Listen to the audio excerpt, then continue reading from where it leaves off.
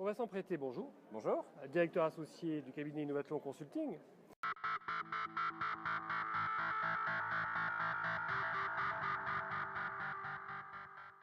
Alors, aujourd'hui, vous participez à un séminaire. Comment bâtir une vraie stratégie d'opportunité pour réussir? Alors pour vous, c'est facile d'en parler, non? Alors c'est avec beaucoup de plaisir qu'on participe à l'Université d'entreprise du MEDEF, c'est la deuxième année. Ça fait également 2 ans que le cabinet Innovathlon officie à Bordeaux.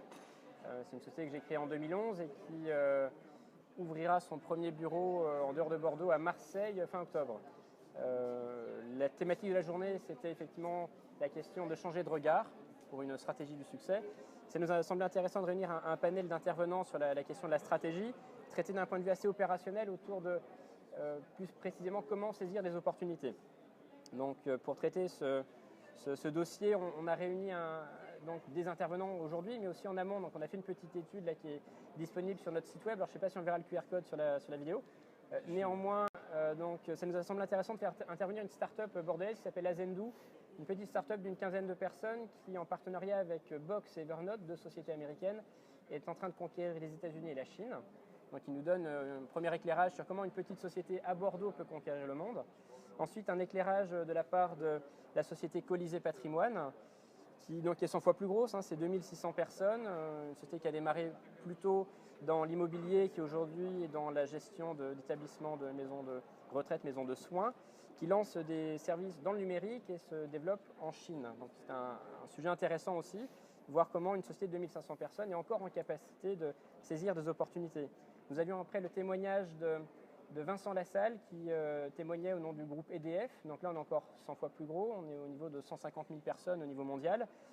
Et Vincent contribue au niveau d'une équipe Open Innovation chez EDF sur 3 villes, Pékin, San Francisco et Paris, avec un fonds de capital risque interne de 80 millions d'euros. Il nous a montré comment un grand groupe comme EDF pouvait encore une fois lui aussi garder des capacités d'innovation et saisir des opportunités. Et enfin, Willy Brown, dernier intervenant, nous a donné des éclairages au niveau de la filière du numérique en France. Donc Willy est secrétaire général de l'association France Digital, l'association qui regroupe les capitaux risqueurs et les startups du numérique. Et donc ces 4 intervenants ce matin nous ont donné des éclairages intéressants sur comment une entreprise peut de manière itérative grandir, détecter, sélectionner la bonne opportunité et la transformer en succès. Alors, en ce qui vous concerne, vous avez beaucoup voyagé. Pourquoi avoir créé votre bureau à Bordeaux, le premier?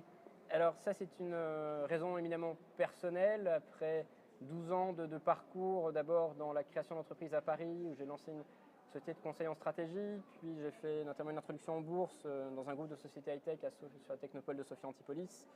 J'ai été directeur financier pendant 4 ans d'une filiale du groupe Crédit Mutuel dans l'assurance vie. J'ai eu envie d'être un peu plus aux commandes, pour des raisons personnelles assez profondes. Et aujourd'hui, depuis 2 ans, je développe la société Innovathlon avec énormément de plaisir et de passion à accompagner des entrepreneurs eux-mêmes passionnés. C'est vraiment pour moi une volonté de trouver plus de sens dans mon boulot au quotidien. Et Bordeaux, c'est un retour aux racines ou c'est parce que pour vous, il y a un potentiel Mon épouse local? est bordelaise. Voilà. Travaille dans le domaine du vin. Ça lui faisait extrêmement plaisir de s'installer à nouveau pour elle à Bordeaux. Pour moi, c'est une découverte. C'est une ville que j'ai connue plus jeune. J'ai habité quelques années à Angoulême, donc je connaissais un petit peu Bordeaux. On allait à la ville faire des grandes courses. Mais en tout cas, c'est une belle ville en tout cas aujourd'hui qui s'est vraiment transformée, qui est assez dynamique et qui a de beaux projets. Et alors, Vincent Prété, cette journée, c'est une journée intéressante ou c'est une journée, bon, il fallait venir? C'est une journée passionnante, c'est l'opportunité d'échanger avec un certain nombre d'intervenants. Ce matin, on a eu le plaisir effectivement d'échanger autour d'un sujet qui me tient à cœur, c'est les entreprises du numérique, avec des gens qui venaient de Paris pour certains, puis d'autres de Bordeaux. Plutôt une journée pleine d'optimisme, donc en tout cas, moi, c'est la note que je retiens. Vincent Prété du cabinet Innovathlon Consulting, merci beaucoup. Merci.